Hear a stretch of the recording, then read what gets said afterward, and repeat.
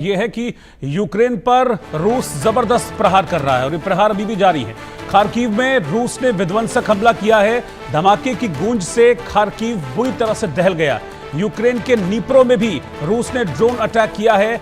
गेरोन drone के जरिए ये अटैक रशिया की तरफ से किया गया है। तो पिछले कुछ दिनों में रशिया के जो अटैक्स हैं उनकी इंटेंसिटी बढ़ गई है। इस वक्त की ब्रेकिंग न्यूज मैं आपको बता रहा हूं। ये देखिए, अटैक्स रशिया की तरफ से अब बढ़ा दिए गए हैं।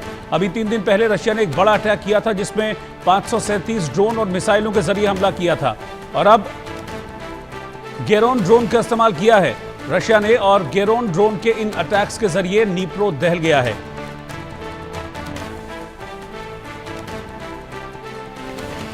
मेरे साथ दोनों खास मेहमान इस वक्त जुड़े हैं।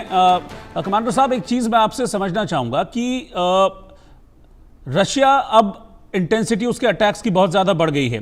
हमने देखा भी 3 दिन पहले उसने बड़ा अटैक किया था, 537 मिसाइलें और ड्रोन के जरिए अटैक किया था और अब तो सुमी शहर जो है बिल्कुल उसके करीब रशिया पहुंच गया है। ये सुमी वो है जिस पर पहले एक बार कब्जा हुआ था रशिया का, लेकिन वापस यूक्रेन ने ले लिया था। अब उस पर दोबारा कब्जे के लिए रशिया 50,000 सैनिकों के साथ वहां पर मौजूद है और इस बीच लगातार वो अटैक्स भी कर रहा है इंपॉर्टेंट सिटीज पर यूक्रेन की।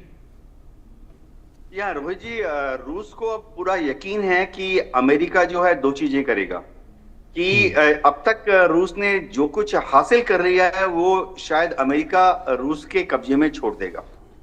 और दूसरी चीज, रूस को ये यकीन है, पुतिन को ये यकीन है कि अब अमेरिका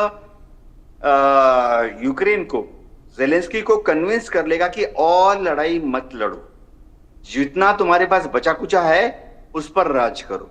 तो जो हम अभी देख रहे थे कि अमेरिका ने हथियारों की सप्लाई को रोक दिया है या कम कर दिया है, ये अमेरिका की उसी तरफ कदम है। हम सबको मालूम है कि जहां तक छोटे छोटे हथियारों का सवाल है, यूक्रेन जो है करीबन 60% अपने यहाँ बना लेता है, 40% वो अमेरिका से या नेटो देशों से ले रहा है। लेकिन जो हैवी वेपन्स है, जैसे हम पेट्रियट एयर डिफेंस सिस्टम की बात कर रहे थे, एटाकमस जमीन से जमीन पर मार करने वाली लॉन्ग डिस्टेंस रॉकेट्स मिसाइल्स की बात कर रहे थे, वो तो 100% अमेरिका ही देता है, नेटो देशों से ही आते हैं।